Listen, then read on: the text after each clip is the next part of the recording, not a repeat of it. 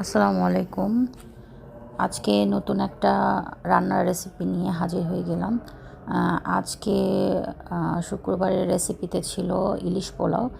অনেক দিন থেকেই আমার ফ্রিজে দুটো ইলিশ মাছ ছিল, জমানো ছিল, যে বিশেষ কিছু রান্নার আইটেমের জন্য আমি জমিয়ে রেখেছিলাম। মাছ দুটোর এক একটার ওজন প্রায় 1 কেজির বেশি হবে। পেটে ডিম ছিল। তো মাছগুলো প্রসেস করে নিয়ে কেটে পরিষ্কার করে ধুয়ে নিয়ে আমি মাছকে ম্যারিনেশনের জন্য যে মশলাটা রেডি করতে হবে সেটা রেডি করছি। আমি এখানে হাফ কাপের মতো টক দই ব্যবহার করছি। হাফ কাপ টক দইয়ের সাথে, যেহেতু আমি ছোটো চামচ ব্যবহার করেছিলাম, তাই আমাকে বারবার নিতে হচ্ছে। আর তার সাথে ব্যবহার করছি বাটা মশলা। বাটা মশলায় আসলে অনেকেই ইলিশ মাছ রান্নায় সেরকম মশলা ব্যবহার করতে চান না, যে মাছের যে অরিজিনাল যে টেস্টটা থাকে সেই টেস্টটা পরিবর্তন হয়ে যায়। কিন্তু ওই যে বলেছি, রান্নাটা এক একজন এক একভাবে করে থাকে, আমি আমার মতো রান্না করছি। আর সেক্ষেত্রে আমি হালকা একটু স্মেল আসবে মশলার, এই জন্যই আমি একটু রসুন বাটা, পেঁয়াজ বাটা আর সামান্য আদা বাটা নিয়েছিলাম। আর এর সাথে আমি দিয়েছি স্বাদমতো লবণ, এবং স্বাদমতো লবণের পরে আমি ঝাল হওয়ার জন্য অল্প রাঁধুনি গুঁড়ামরিচ ব্যবহার করেছিলাম। এখানে 1 চামচের মতো ছিল। তাছাড়া সাথে আমি হালকা একটু হলুদ ব্যবহার করি। অনেকেই ইলিশ মাছের মানে ইলিশ পোলাওয়ে হলুদ ব্যবহার করে না। আমি সামান্য পরিমাণ দিয়ে দিই এই জন্যই, যে না হলে মাছটা বেশি সাদা সাদা হয়ে থাকে, যেটা কেমন যেন আমার কাছে ব্যক্তিগতভাবে ভালো লাগে না। এই জন্য আমি একটু কালারফুল হবে এই জন্য একটু হলুদের গুঁড়া ব্যবহার করেছিলাম। আমি এখানে 7 পিস মাছ নিয়েছিলাম, এবং মাছগুলোকে আমি ম্যারিনেশনের জন্য তৈরি করা রাখা মশলার সাথে ভালোভাবে মিশিয়ে নিচ্ছি। ভালোভাবে মাখিয়ে আমি এটা ম্যারিনেশনের জন্য রেখে দিব। যতক্ষণ রাখা যায়, কমপক্ষে 20 থেকে 25 মিনিট রাখলেই আমার মনে হয় যথেষ্ট, এর বেশি আর প্রয়োজন নেই। তারপরেও আসলে মাছ হোক কিংবা মাংস বা বিরিয়ানির মাংস, যেটাই হোক না কেন, একটু দীর্ঘ সময় ম্যারিনেট করে রাখলে টেস্টটা একটু ডিফারেন্ট আসে। তো এক্ষেত্রে আমার হাতে সময় খুব বেশি ছিল না, যেহেতু শুক্রবার ছিল, রান্না শুরু করতে হবে, তাই আমি যতটুকু ম্যারিনেট করে রাখা যায় সর্বনিম্ন ততটুকু সময়ই আমি রেখেছিলাম। তারপর আমি রান্নার জন্য ফ্রাইং প্যান বসিয়েছি। ফ্রাইং প্যানে আমি হালকা করে ভেজে নেওয়ার জন্য অল্প পরিমাণে পেঁয়াজ ব্যবহার করেছি। পেঁয়াজটা এখানে না দিলেও হতো, পেঁয়াজ যে দিতেই হবে এমন না, তারপরেও আমি দিয়েছি। আমার মনে হয়েছে যে অল্প পরিমাণে পেঁয়াজ দিলে মনে হয় টেস্টটা একটু ডিফারেন্ট আসবে, এই জন্য আমি দিয়েছি। খুবই অল্প পরিমাণ ছিল। পেঁয়াজ কুচি দিয়ে পেঁয়াজের কালারটা সামান্য একটু চেঞ্জ হয়ে আসলেই আমি এখানে মাছটাকে অ্যাড করব। আর যেহেতু আমি মাছটাকে রান্না করব, এই জন্য আমি পেঁয়াজ কালারটা একটু চেঞ্জ হয়ে আসলেই আমি মাছগুলো দিয়ে দিয়েছিলাম। প্রথমে মাছগুলো আমি এখানে দিয়ে দিচ্ছি। এরপর আমি যে মশলার যে অংশটা রয়ে গিয়েছিল সেটা আমি এখানে দিব। মশলাটা ভালোভাবে আর কি প্লেট থেকে সম্পূর্ণটাই আমি দিয়েছিলাম। আর শেষে অল্প পরিমাণে একটু পানিও দিয়েছিলাম, যেহেতু মশলাটা আমার কাছে মনে হয়েছে একটু নষ্ট করা যাবে না, সেক্ষেত্রে যতটুকু প্লেট থেকে উঠানো যায় ততটুকু উঠিয়ে আমি একটা হাতা দিয়ে ভালোভাবে মশলাটাকে সব দিকে ছড়িয়ে দিলাম, এবং মশলাটাকে ছড়িয়ে দেওয়ার পরে আমি সামান্য একটু পানি দিয়েছিলাম। পানি দিয়ে আমি ঢাকনা দিয়ে মাছটা রান্না করার জন্য রাখবো। এক্ষেত্রে আমি চুলার হিটটাকে মিডিয়াম রেখেছিলাম।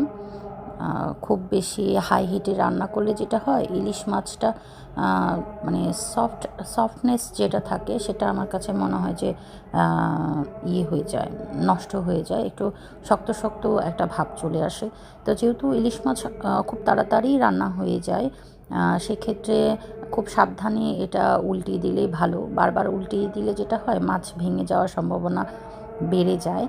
আর যেহেতু ইলিশ পোলাও রান্না করা হবে, মাছের সৌন্দর্যটাই এখানে মুখ্য, সেক্ষেত্রে মাছটা ভেঙে গেলে দেখতে ভালো লাগবে না। এই জন্য আমি সাবধানেই চেষ্টা করছিলাম যেন মাছগুলো ভেঙে না যায়। মাছ আমার মাছ রান্না প্রায় হয়ে যাওয়ার মতোই, পানিটা মোটামুটি কমিয়ে এসেছে। তারপর আমি বারবার একটু এদিক ওদিক করে তাপটা যেন সব দিকেই পায়, মশলাটা যেন ভালোভাবে কুকড হয়, এই জন্য আমি একটু নাড়াচাড়া করছিলাম। এবং গ্রেভিটা মোটামুটি হয়ে আসলে আমি এর উপরে কাঁচামরিচ দিয়েছিলাম। কাঁচামরিচের যে একটা ফ্লেভার সেটা আমার কাছে ভালো লাগে, যার কারণে আমার মনে হয় যে কাঁচামরিচ ব্যবহার না করাটাই আমার কাছে অস্বাভাবিক মনে হয়। মাছ রান্না আমার হয়ে গিয়েছে। মাছটার ফ্রাইং প্যানটা আমি সাইডে রেখে একটা বড় ক্যাসেরোল নিয়েছি। হাঁসের মাংস রান্নার ভিডিওতে আমি আপনাদেরকে বলেছিলাম যে দেখতে হয়তো ভালো লাগবে না, এই জন্য আমি একটা হানিকম ক্যাসেরোল নিয়েছিলাম এবং হানিকম ক্যাসেরোলটা ছোট হয়ে গিয়েছিল। এই জন্য সেই অভিজ্ঞতা থেকে আজকে আমি, যদিও অল্প রান্না, তারপর আমি একটা বড় ক্যাসেরোল নিয়েছি এবং এখানে আমি পোলাও রান্না করার জন্য এবং বেরেস্তার জন্য একবারেই আমি তেল দিয়ে দিয়েছিলাম। এবং আমার মনে হয়েছিল যেহেতু বেরেস্তার জন্য একটু অল্প তেলে বেরেস্তাটা ওভাবে হয় না, তা আমি ভেবেছি যে পেঁয়াজ বেরেস্তা হয়ে গেলে আমি এখান থেকে কিছু পরিমাণ তেল উঠিয়ে রাখবো। তো পেঁয়াজ বেরেস্তার জন্য আমি এখানে পর্যাপ্ত পরিমাণ পেঁয়াজ দিয়েছিলাম এবং অপেক্ষা করছিলাম। এখন পেঁয়াজ বেরেস্তা করার মূল যে ব্যাপারটা থাকে সেটা হচ্ছে বারবার নাড়াচাড়া করতে হবে যেন পেঁয়াজগুলো সব দিকেই সমানভাবে হয়, কোনো দিকে বেশি পুড়ে না যায়। কিন্তু এখানে আমার ক্ষেত্রে আজকে আমার ক্ষেত্রে যেটা হয়েছিল যে পেঁয়াজের বেরেস্তাটা করতে করতে আমি আমার পাশের চুলায় আরেকটা রান্না হচ্ছিল সেটা দেখতে গিয়েছিলাম এবং আমার পেঁয়াজ বেরেস্তাটা মোটামুটি একটু বেশি ব্রাউন হয়ে গিয়েছিল। তো আমি পেঁয়াজ বেরেস্তাটাকে উঠিয়ে একটা আলাদা প্লেটে উঠিয়ে রাখছি এবং পেঁয়াজ বেরেস্তাটা সাইডে রাখার পর আমি এখান থেকে তেল কিছুটা কমিয়ে নিয়েছিলাম এবং পোলাও রান্নার জন্য অল্প পরিমাণে পেঁয়াজ দিয়েছিলাম। এখানে এই পেঁয়াজটা না দিলেও হতো, কিন্তু পোলাও রান্নায় আমার দিয়ে অভ্যাস, এই জন্য অভ্যাসবশত আমি দিয়ে ফেলেছিলাম। আর বিশেষ করে আমি সব কিছুতে রান্নায় এবং সেটা তরকারি রান্না হোক, পোলাও, বিরিয়ানি, যেটাই হোক না কেন, আমি আস্ত মশলা ব্যবহার করতে বেশি পছন্দ করি। সেক্ষেত্রে আমি জিরাটাও এখানে আস্ত জিরাই ব্যবহার করেছিলাম এবং আস্ত জিরার সাথে গরম মশলা যেগুলো লাগে, এলাচি, দারুচিনি, তেজপাতা, লং, আস্ত জিরা, এগুলো সব কিছু আমি এখানে দিয়ে একটু ভেজে নিয়ে আমি এখানে পোলাওয়ের চালটা অ্যাড করব। পোলাওয়ের চালের জন্য আমি এখানে চিনি গুঁড়া চালটাই নিয়েছিলাম। এখানে আজকে আমি আধা কেজি পরিমাণ পোলাওয়ের চাল নিয়েছিলাম। আমি চিনি গুঁড়া চাল এখানে নিয়েছি। এখানে পোলাও রান্নার জন্য যেটা আগে দিনে শুধু নয়, এখনও সবাই এটাই মনে করে যে যত চালটা ভাজা হবে তত মনে হয় পোলাওয়ের টেস্টটা বাড়বে।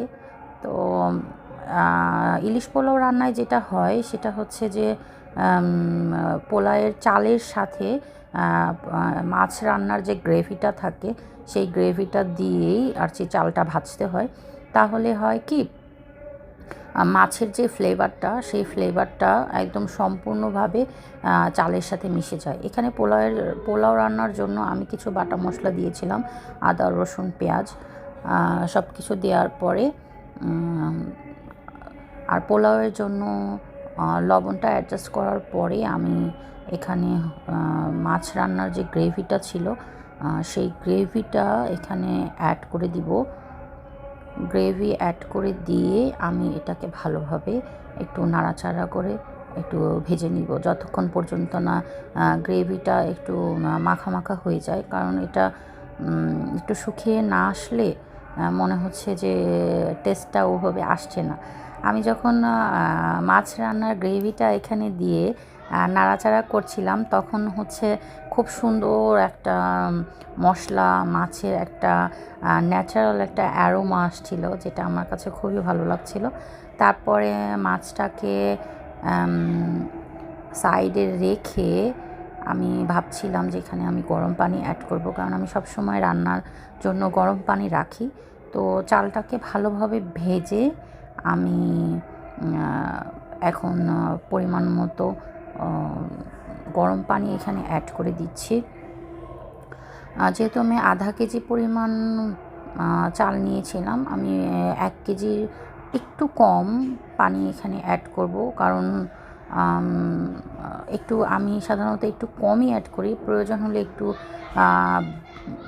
পরে দিয়ে দিই। কারণ আমার সাধারণত হয় কি যে একবারে পানি দিয়ে ফেললে ওভাবে মেপে মেপে দেওয়াটা হয় না, চোখের একটা আন্দাজে আমি সাধারণত দিয়ে থাকি। মেজারমেন্ট কাপ দিয়ে মেপে মেপে দেওয়াটা রান্নার সময় এত কিছু মেনটেন করাটা পসিবল আসলে হয় না, চোখের আন্দাজেই সাধারণত সব কিছু দিয়ে থাকি। এরপর আমি ঢাকনা দিয়ে ঢেকে দিয়েছিলাম চালটা রান্না হওয়ার জন্য। চালটা রান্না হওয়ার জন্য আমি ঢেকে দিয়ে চুলার আঁচটাকে মিডিয়াম থেকে একটু কমিয়ে দিয়েছিলাম, তা নাহলে দেখা যাবে পানিটা শুকিয়ে যাচ্ছে, চালটা ভেতরে শক্ত থেকে যাচ্ছে। যখন চালটা এরকম পানিটা গায়ে মাখা মাখা হয়ে গিয়েছিল, মানে শুকিয়ে এসেছিল, তখন আমি ওপর থেকে মাছগুলোকে অ্যাড করে দিচ্ছিলাম, এবং মাছগুলো অ্যাড করে দিয়ে গ্রেভিটা দিয়ে আমি এটাকে কিছুক্ষণ দমে রাখবো। তো আমি সবগুলো মাছ এখানে অ্যাড করে যে মশলাটা ছিল সেই মশলাটাও আমি এখানে আর কি দিয়ে দিচ্ছি। দিয়ে আমি পোলাওয়ের জন্য যে পেঁয়াজ বেরেস্তা করে রেখেছিলাম, সেই পেঁয়াজ বেরেস্তা উপরে দিয়ে একটু দিব। পেঁয়াজ বেরেস্তাটা রান্নার সময় এবং খাবার সার্ভের সময় দিলে একটু ভালো লাগে। তো এক্ষেত্রে আমি এই পর্যায়ে দিয়ে দিচ্ছি পেঁয়াজ বেরেস্তা। আর পেঁয়াজ বেরেস্তাটা পোলাও, বিরিয়ানি যেটাই রান্না করি না কেন, রোস্ট যেটাই রান্না করি না কেন, আমার কেন যেন একটু বেশি দিতে ভালো লাগে। চোখের সৌন্দর্য আমার কাছে মনে হয় যে একটু বেশি দিলেই হয়তো একটু অন্যরকম লাগে। রান্নাটা আসলে যার যার মতো করে সে করতে পছন্দ করে। তো এক্ষেত্রে আমি দিয়েছিলাম আমার যতটুকু প্রয়োজন। আর এটা হচ্ছে আমার রান্নার ফাইনাল লুক। পোলাও রান্না হয়ে যাওয়ার পরে আমি একটা ডিশে এটাকে সার্ভ করেছিলাম, এবং সার্ভ করার পরে আপনারা দেখতেই পাচ্ছেন কেমন লাগছে। তো যাই হোক, আজকে আমার ভিডিও দেখার জন্য সবাইকে অসংখ্য অসংখ্য ধন্যবাদ। সবাই ভালো থাকবেন আর আমাদের জন্য দোয়া করবেন। আল্লাহ হাফেজ।